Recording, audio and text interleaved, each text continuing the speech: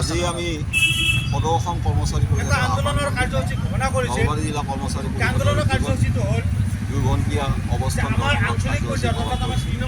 এই কাৰ্যসূচী আমাৰ আজি দুপৰীয়া 12 বজাৰ পৰা আৰম্ভ হৈছে আৰু ইয়াত নলবাৰী জিলাৰ সৰ্বস্তৰৰ কৰ্মচাৰী সমাজ ওলাই আহিছে। এই আন্দোলনৰ মূল দাবীটোৱে হ'ল যে NPS ব্যৱস্থা বাতিল কৰি OPS ব্যৱস্থাৰ পুনৰ প্ৰৱৰ্তন কৰা আৰু এই দাবীৰ প্ৰতি মানে আমাৰ আন্দোলনৰ কাৰ্যসূচী কেইবালানি কাৰ্যসূচী গ্ৰহণ কৰা হৈছে। আমি প্ৰথমতে আমাৰ আঞ্চলিক পৰ্যায়ত চক্ৰ বিষয়া মহোদয় আৰু জিলা আয়ুক্তৰ জৰিয়তে আমি মুখ্যমন্ত্ৰী মহোদয়লৈ স্মাৰকপত্ৰ প্ৰদান কৰিছোঁ। ইয়াৰ পিছত যোৱা 2 জানুৱাৰী 2026 তাৰিখৰ পৰা 10 জানুৱাৰী তাৰিখলৈকে গণস্বাক্ষৰ অভিযান আমি সংগ্ৰহ কৰিছোঁ আৰু এই গণস্বাক্ষৰ অভিযানৰ প্ৰতিলিপি আজি আমি নলবাৰী জিলা আয়ুক্ত মহোদয়ক আমি প্ৰদান কৰিম। এই স্মাৰকপত্ৰ আমাৰ মুখ্যমন্ত্ৰী মহোদয়লৈ যাব আৰু লগতে আজিৰ এই তৃতীয়লানি কাৰ্যসূচী হিচাপে আমি আমাৰ এই অৱস্থান ধৰ্মঘট কাৰ্যসূচী ইয়াত আমি পালন কৰি আছোঁ।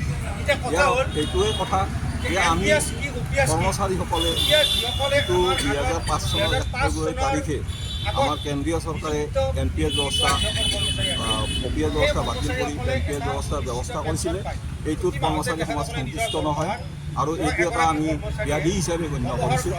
কাৰণ যিসকল কৰ্মচাৰী ইতিমধ্যে NPS ব্যৱস্থাৰ জৰিয়তে অৱসৰ লৈছে তেওঁলোকে এতিয়ালৈকে এটা ভাল পেঞ্চন পাবলৈ সক্ষম হোৱা নাই আৰু এইটো এটা আমাৰ এনেকুৱা হয় যে এজন কৰ্মচাৰীয়ে যেতিয়ালৈকে কৰ্মৰত অৱস্থাত থাকে তেওঁ এটা সুন্দৰ দৰমহা পায়, তেওঁৰ পৰিয়ালটো বা তেওঁৰ সমাজখনক সুন্দৰভাৱে চলাই।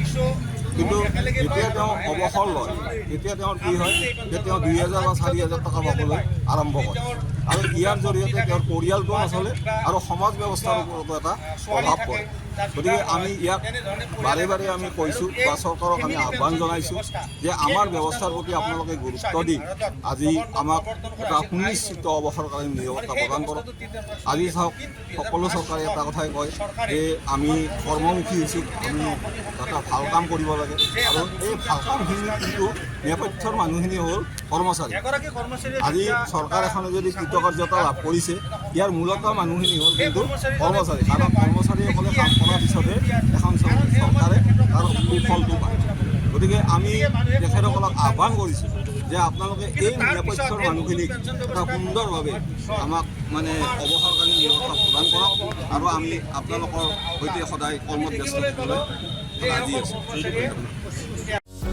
যিকোনো খবৰৰ বাবে যোগাযোগ কৰক আমাৰ এই নম্বৰত 9181 307 221।